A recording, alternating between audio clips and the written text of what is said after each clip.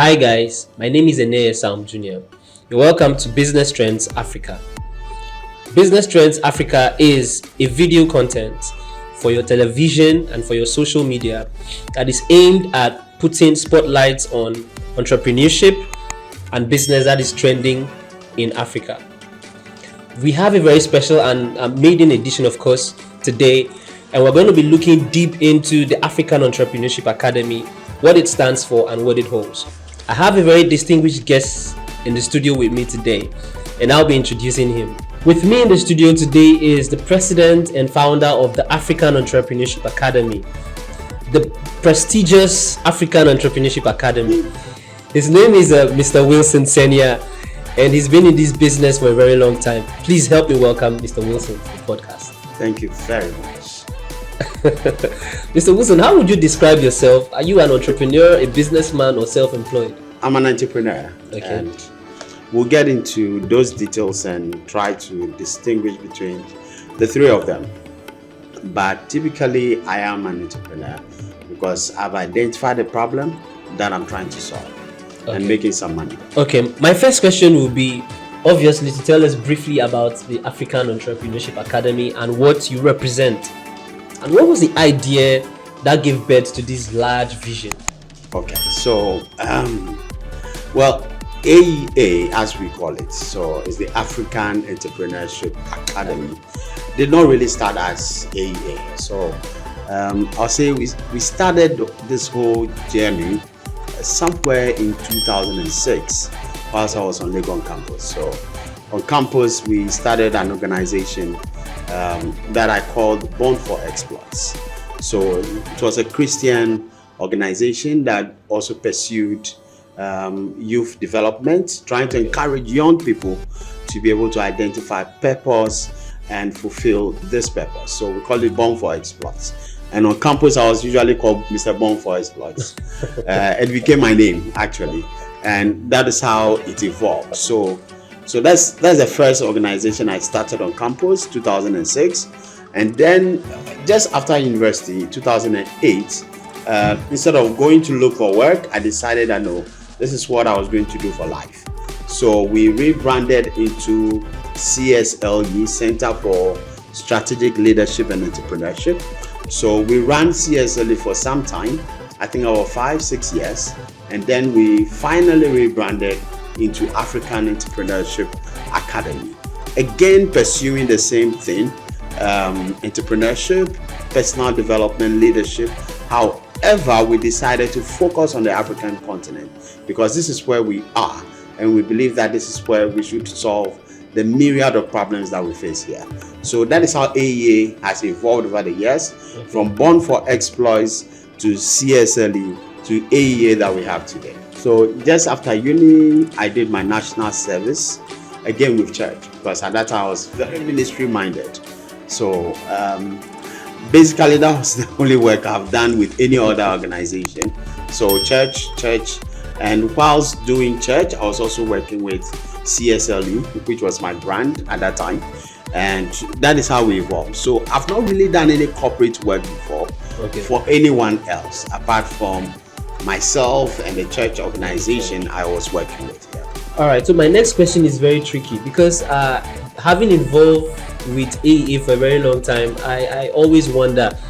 I will ask first, then I'll ask the second one. Okay. Is AEA an NGO? How would you best describe AEA? And then I'll ask you the small one inside.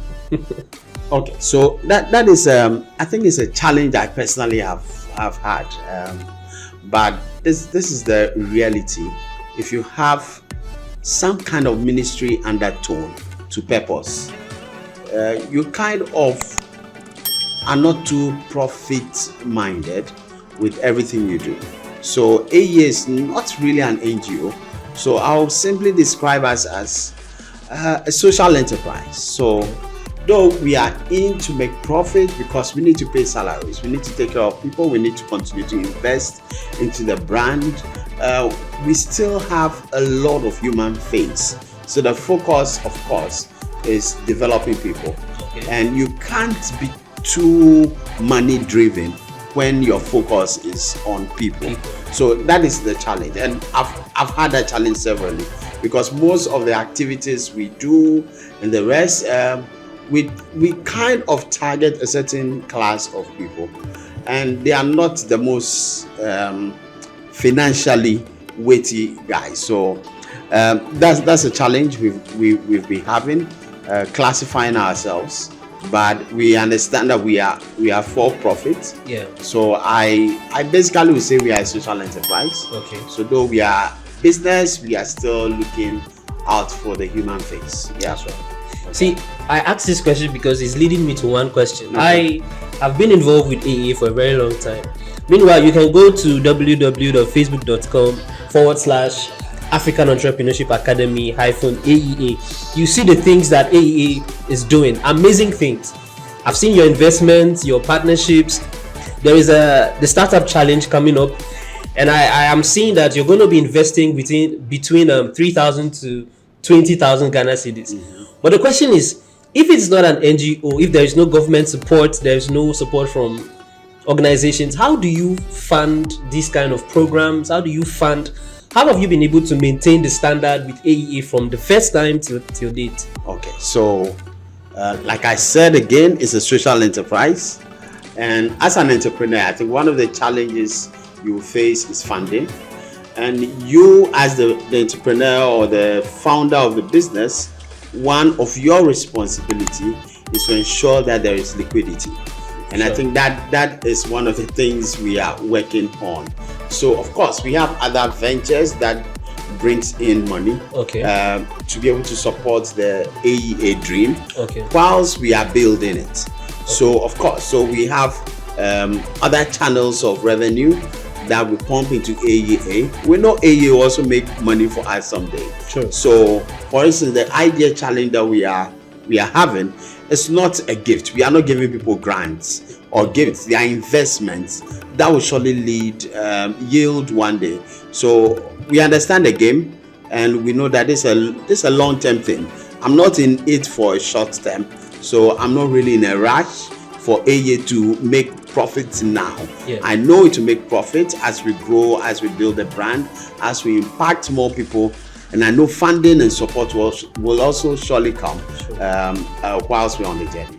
All right. So from your transition days from CSLE to AEA, I'd like to know what has changed between those periods and now, and how would you rate your progress so far from your transition days? I think we've done tremendously well, looking at the resources we've had and looking at where we came from. It's been amazing. A lot of people who knew where we were and where we are today are always amazed, because to me this is God. This is not human, because it's not possible to do it alone.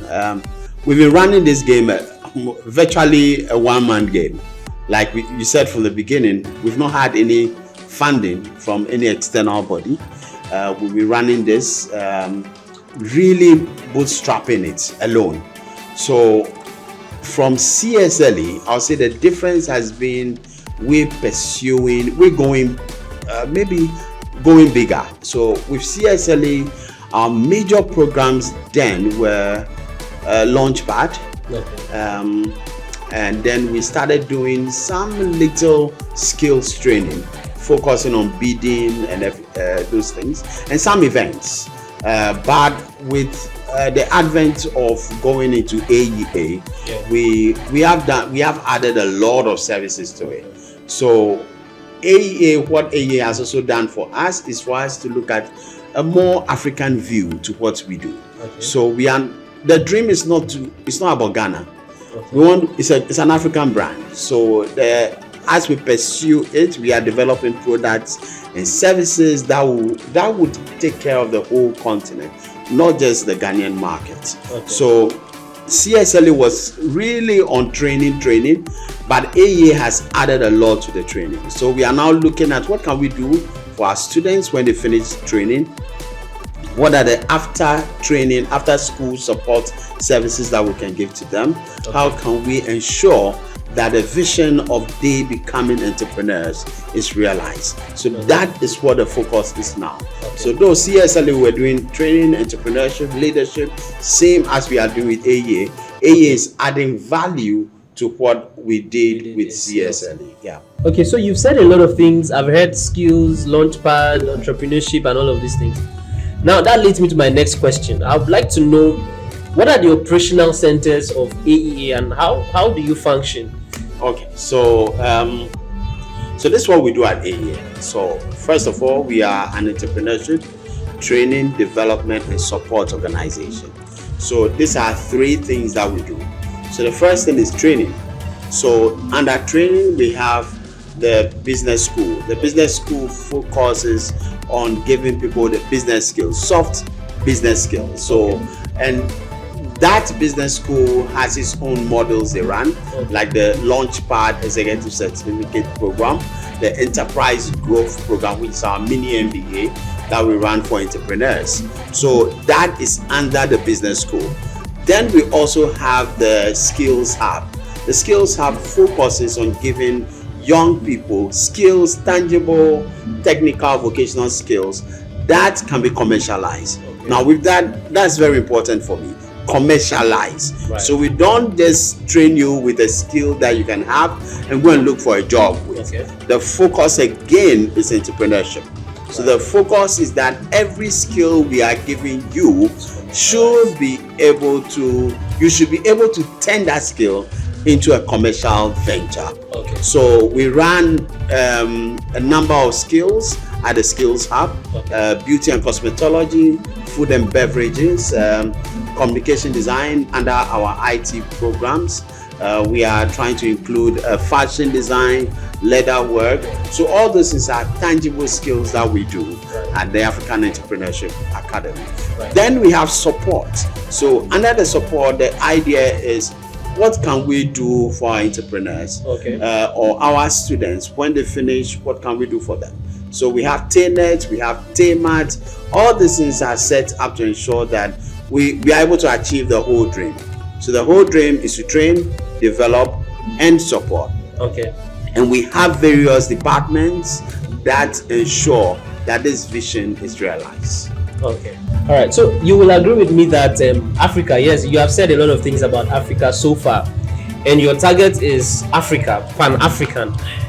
Africa itself is a land sprawling with immense propensities, untapped potentials, and all of that. But then I would like to know, what do you see in Africa in the next 10 years?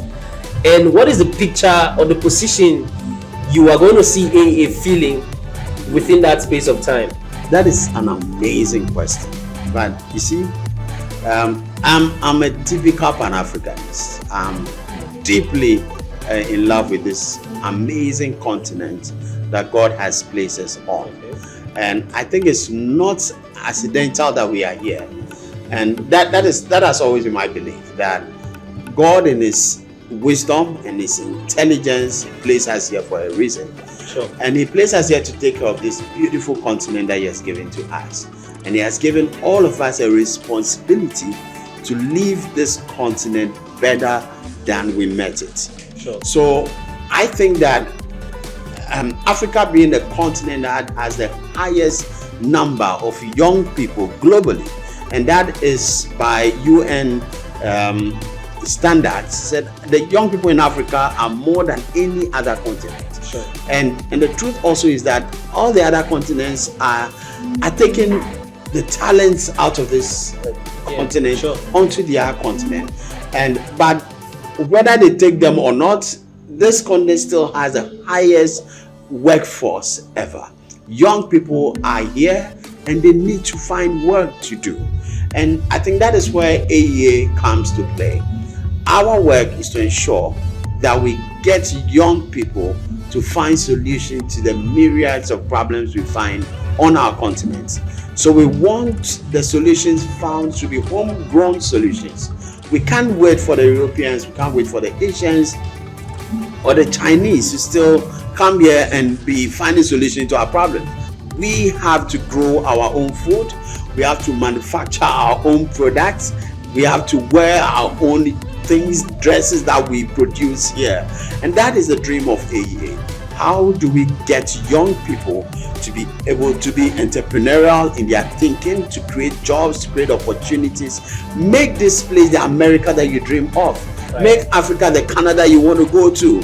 And nobody can build this continent better than us. And you see, I always tell this to everyone that wants to travel. The word they use is that wants to Japan. Japan syndrome. The thing is that these countries that you want to travel to were built by someone. Of course. Yeah, and it took time for them to build them. And if you want to run away, who's going to build this place? Who's going to make this place better? And the interesting thing is that they just don't want to go. They want to go and come back one day. Come back one day to meet what kind of country if you left it. So we need to find a dream. We need to live this African dream. We need to pursue it. And I see AEA playing a very critical role. And that is why the name is very critical to me. In choosing the name, we said African Entrepreneurship Academy. We see in the next 10 years AEA in every country. We want to be in every African country, training young people, inspiring young people, equipping young people, supporting young people to build businesses, to work entrepreneurially, have this mindset to be able to change this continent and make this continent better. I'm going to take this time out to invite you to be a part of AEA, the African Entrepreneurship Academy. Wherever you are, whichever continent and country you are rather, whichever location you are within Accra, Ghana as a whole, Nigeria, Togo, whichever country you are, if you want to be a part of AEA, if you want to represent AEA wherever you are, go to the comment section below, put your name and your location and your email. We will get to you soonest. Don't forget to share, like, and subscribe to our channel at AEA Studios for premium content like this every day. All right, I'm going to ask you a very challenging question, and I'm sure you have the answers to it. It's about the competition. Okay. Are there competitors for AEA? Because as unique as AEA is and very motivating as AEA is, are there people or are there organizations that are in competition with AEA? And if there are they a threat to AEA? And what's your approach to those kind of situations? I personally do not see them as threats. Of course, there are competitions. There are various organizations doing training in Ghana. The strictly academic sector. I don't see the academic guys as competition. We say we are non-academic at AEA because our focus is entrepreneurship and skill acquisition. So we are not really an academic institution, and I always insist on that. So we don't see those in the academia as a competition. We see them as potential partners. Already we have partnerships with a number of academic institutions. Specifically for now, we are in good partnership with Kumasi Technical University. We are building a few others that are coming up. So the academia are partners where we go there and help them to build the entrepreneurial skills of the students that they have. And we are open to that. Now, there are other NGOs, there are other organizations that are also training people, giving people skills. All of them are there. But I think our unique selling point is what we do to our trainees when they finish, and the services, the support packages we give them when they finish, and the way we run AEA. I think that all that atmosphere we create here is what sets us apart.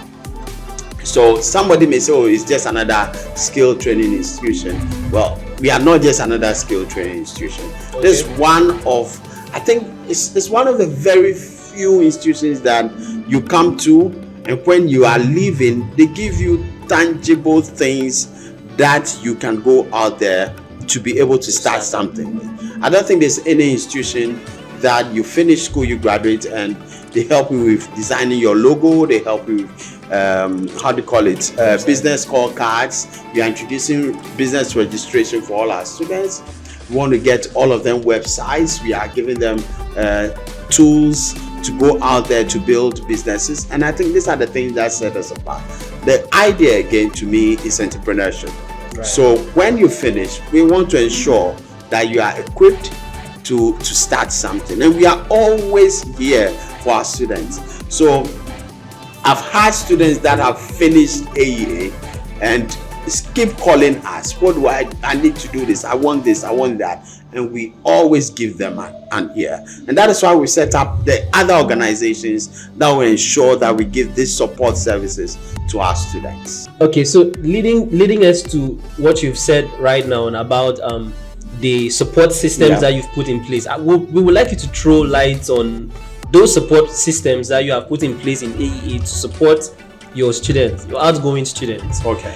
And I would also like to know more about the Launchpad, the flagship program of AEE. Okay. So I think it's been around for a very long time. I like you to So let me bring us to speed. Let me begin with the Launchpad. So the Launchpad has been our flagship training program.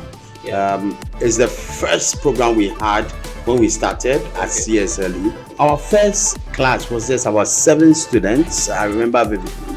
That was around 2010, 2009 there. So they were my first class and Launchpad students. And we've had quite some good numbers over the years. I remember there was a class we had over 120 students in the class. We had the deputy high commissioner to from Nigeria to Ghana, and he and his wife were part of the class. We've had students traveling from Lome to Accra. Have you had situations where there are too crowded in the class? Oh, well, depending on the number, we look for space. Okay. So we've had various, and we have really traveled over the years from one location to the other. We used to have, our first class was held in our first classroom. Our first class was in somebody's back office. I remember somebody's back office that he was not using, and that we had to rent to use for AM. Then we went to Christ the King Church Hall. We've had different sessions there from their executive hall. We've had different sessions there. We've had centers at the University of Ghana. We went our center at Choice Wager. We've transitioned to Synergies Institute, and then to where we are today. So the Launchpad has gone through a lot of changes over the years, and but the vision has been the same: entrepreneurship training. So it focuses on giving people entrepreneurial skills. So there we train people who want to have, either they have their own businesses or desire to start their own businesses. So the focus is to help them understand what entrepreneurship is, what it means to start a business, give them the soft skills that they need, including marketing, sales, basic bookkeeping, leadership skills, and those are the things. And it's an amazing program because it's practical. So they come, they start a business, they're able to develop a product during the process of the training. They're able to when they develop the product, they're able to they understand branding, package it, and go out, sell, come and do a presentation to a panel before they graduate. So those are the things that we do with the Launchpad, and we've had amazing products out of that that session.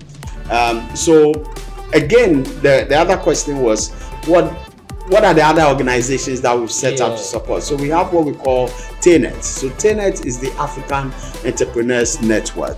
So it's the association that we are building, a community that we are developing for entrepreneurs, so we can help ourselves. So the TNET is a self-help community. Entrepreneurs in Africa do not have a lot of support. So we want to see how we can come together as entrepreneurs, build a community where we can support each other, we can buy each other's products, we can go out there and bargain with governments and ask for things to be done for us. Funding, finance, all those things are things that if we come together, we can build a strong synergy and go out there and do things. So TNET is one of the things we are doing. These are basic entrepreneurs challenges. And another amazing thing we are doing is TMAT. TMAT is the African Entrepreneurs Market.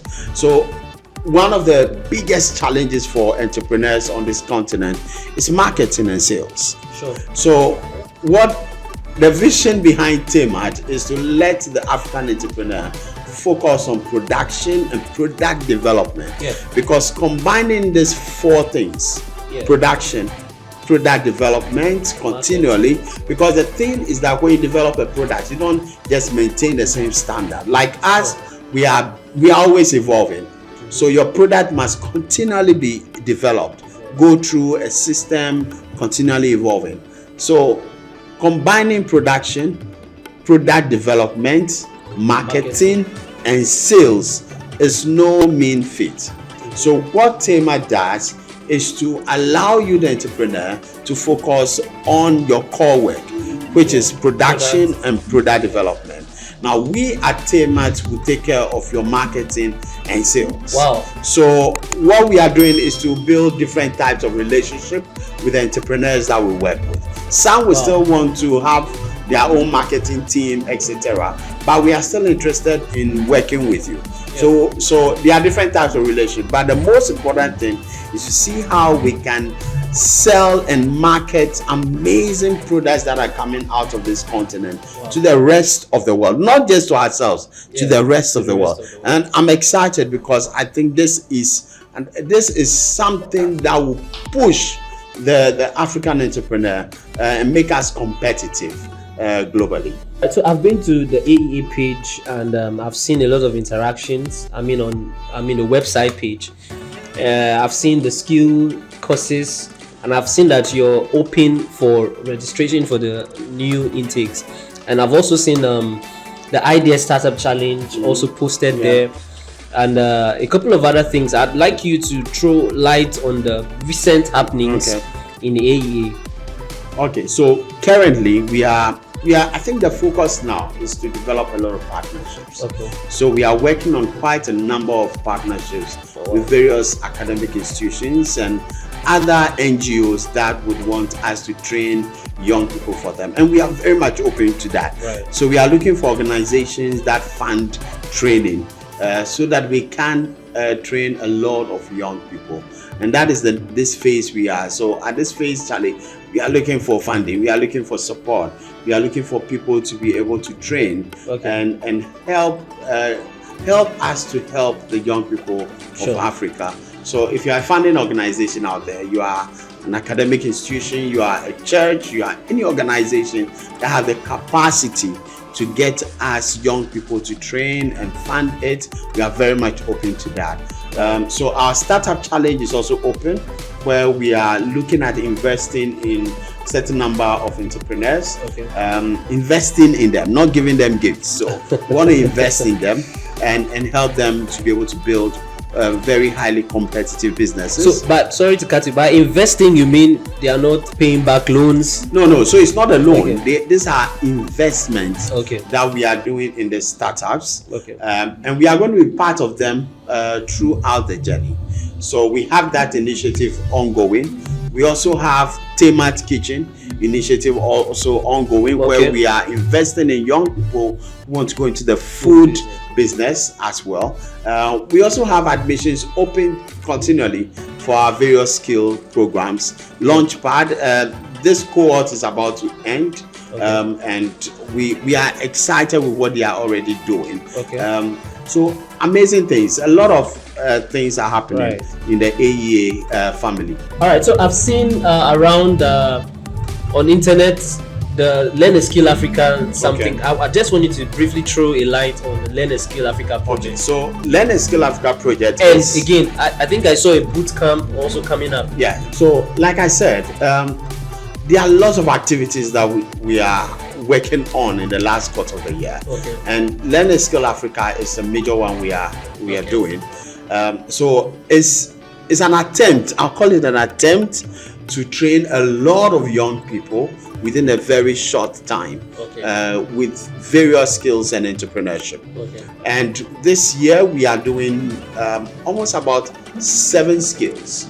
So we are doing pastries, we are doing beverages, we are doing makeup artistry, nail techniques, we are doing hairstyling and wigs, we are doing leather work, digital marketing, and quite a number of skills. So All right. all these things plus entrepreneurship, social media marketing, and branding. So all these things are what we are doing in the learning skills. So it's a 4-week intensive training that young people can participate in. Wow. And it's very affordable.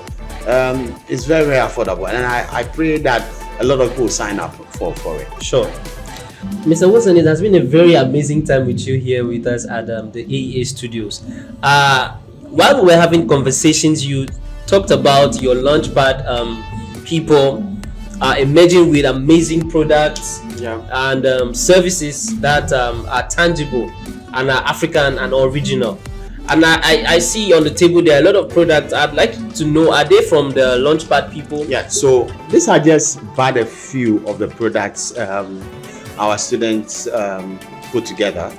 And I think this specifically was a winning product for the last cohort. I think that's the cohort 17. Okay. They were presented with their initial investment package just about a few weeks ago. Okay. And they produce palm kernel oil, and they are going through the proper channels before they can bring it onto the market. Okay. But they did a lot of proof of concept, a lot of market research to ensure that the product is viable, commercially viable, before they got the investment package from us. You say this is palm kernel oil. Usually it's supposed to be black, but they were able to produce it into this state, and I think it's a brilliant product. Very brilliant. Yes, which is much more healthier than our vegetable. Oh, okay. These things we call vegetable oil. Okay. Wow.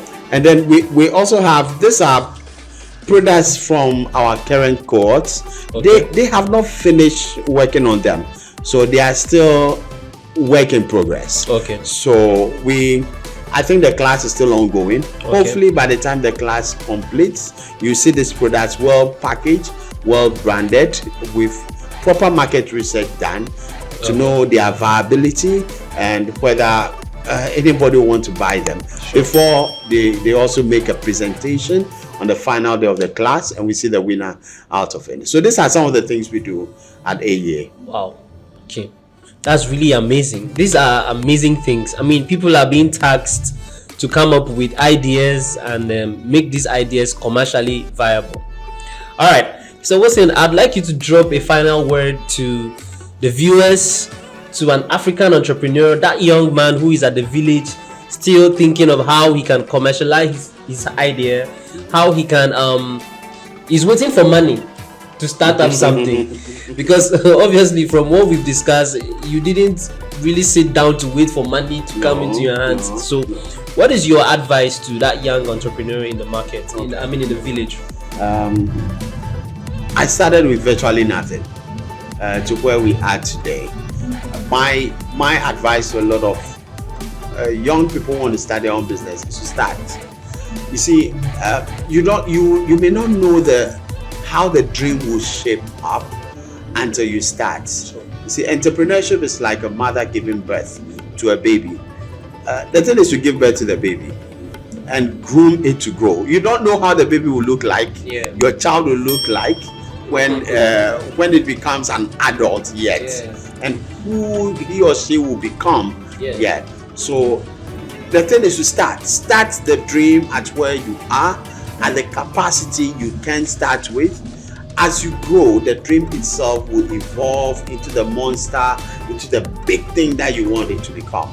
So my candid advice to a lot of young people is start from where you are, and that is how we build businesses. So you've heard it all from the entrepreneur, businessman, president and founder of the African Entrepreneurship Academy, Mr. Wilson Senior. It was nice having you on the show once again.